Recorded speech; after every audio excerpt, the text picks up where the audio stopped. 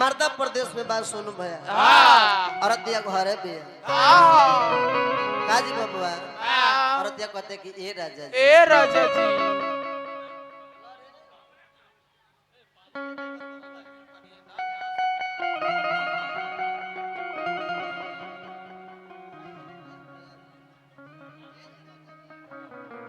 ए देवर बबुआ का है भौजी आंटी देवी जी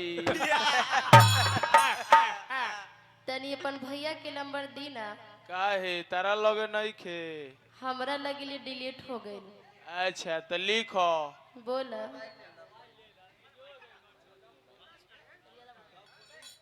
लॉक खोलो मोबाइल के लॉक खोलो अंगुरियावा ने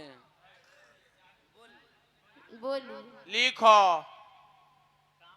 99,900 हारी में 99,900 हाड़ी में अब 5 गो नंबर हलचल के गाड़ी में गाड़ी में 4 चक्का गाड़ी में लिख के धइल बा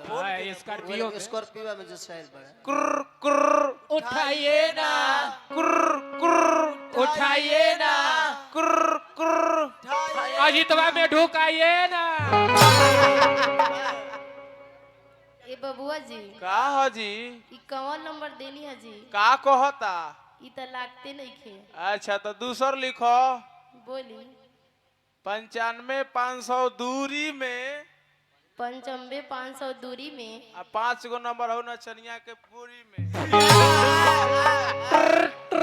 मुड़ी में सब रखल बा मुड़ी में मुर्गा काटे वाला मुड़िया में रखल बा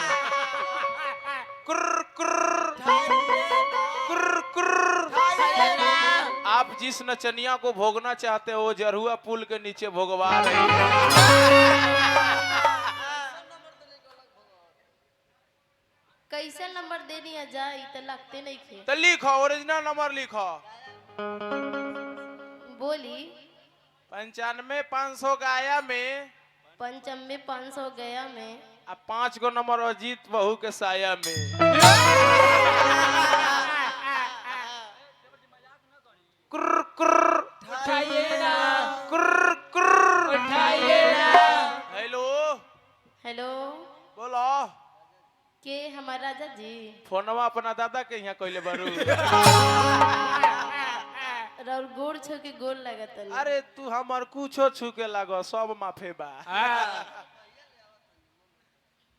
कहिया ले आवा तनी मन नहीं खिलागत। अरे अभी हमर महीना रुकल बा अरे बहे रे तनखा रुकल बा हां हमरा लगे कलाकारी बा। हम तो रात भर डिस्टर्ब कर देले एकरा पहले हम एगो गीत गाइले हां दारू वाला हां हम लोग के ही एंटरटेनमेंट कराइला हमन के गाड़ी या रे ना करे ना और तिया कहले कि राजा जी और बाहर पानी अरे लैला गावा ना करा के गइला घर बैठा के बाबा ना करा के रखल घरे बैठा के लैला गावा ना करा के गइला घर बैठा के बाबा ना करा के रखल घरे बैठा के एहिजा पढ़ल बाटबा हुते कलेस राजा जी एहिजा पढ़ल बाटबा हुते कलेस राजा जी इहो हमारा अपने गाना ऐसा निकात गो तो लोग के सुना दी हां अरे अपन बसल बार जाके परदेश राजा जी अपन बसल बार जाके परदेश राजा जी औरतिया कहते के राजा जी वो घरी करे ओरा बात याद करी के जे घरी हमरा रवा छोड़ के परदेश जात रही तरौरा हमरा से को वादा कर रही कौन वादा अरे जाते हो परदेसिया जाते बदले खाना जाते हो परदेसिया जाते देखो तो मुझे देखो तो देखो मेरा कैसे जाते हो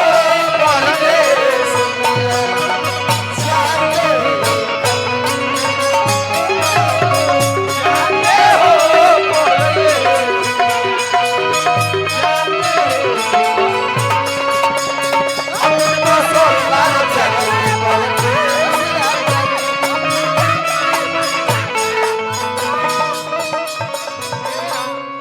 कहते कि ये राजा जी राजा जी रौरा प्रदेश में बानी त हमरा कोनो चीज ठीक लागता ना। भिखारी बाबा कहत रहे का? जे मेहरारू के पति घरे नहीं खे नइखे। आही दादा कुल सबक सिंगार ओकर सब बेकार ह हाँ ये औरतिया कहते हैं राजा जी अरे सर हो सिंगार हमार हर देतव रहना कटनी में बड़े लगे और हना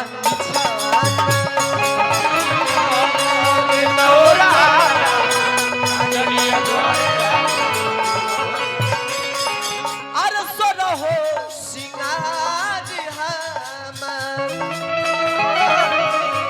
अरे देतव रहना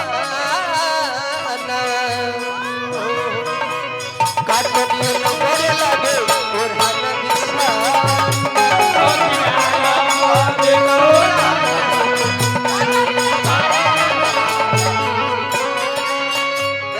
रौरा वही जा पानी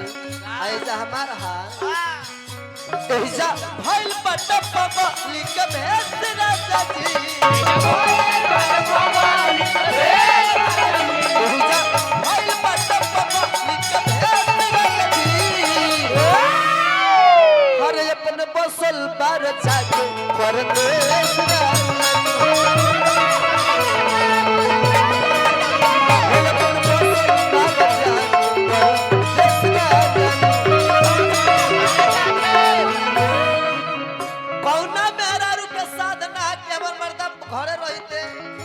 साथे रहते बोलते बतियाते अपना हाथ दुगो रोटी बनैती खियैती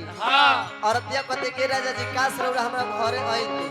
तो रौरा से हम एगो बात कहती कौन बतिया गोरी है कलैया दिला दे मुझे हरी हरी चिड़िया गोरी है कलैया दिला दे मुझे हरी हरी चिड़िया अपना बना ले मुझे मानना गोरी हरी हरी चिड़िया अपना बना ले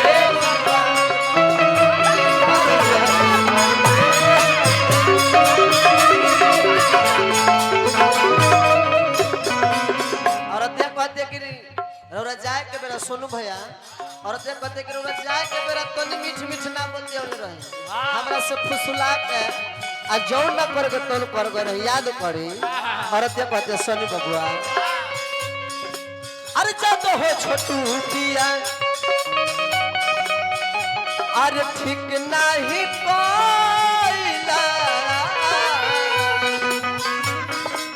फुसला के कनिया के मजा मारी गईला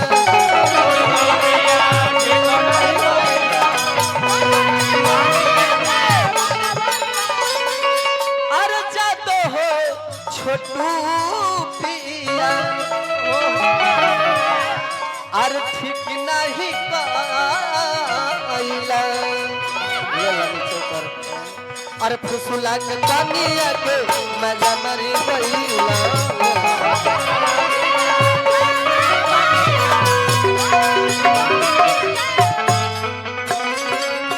सोनी तू सुना सन देश दे बरू सन देश सुना सन देश दे बरू बबुआ सोनी तू सुना सन देश दे बरू अरे अपन बसल बार जाके अरे परदेश गा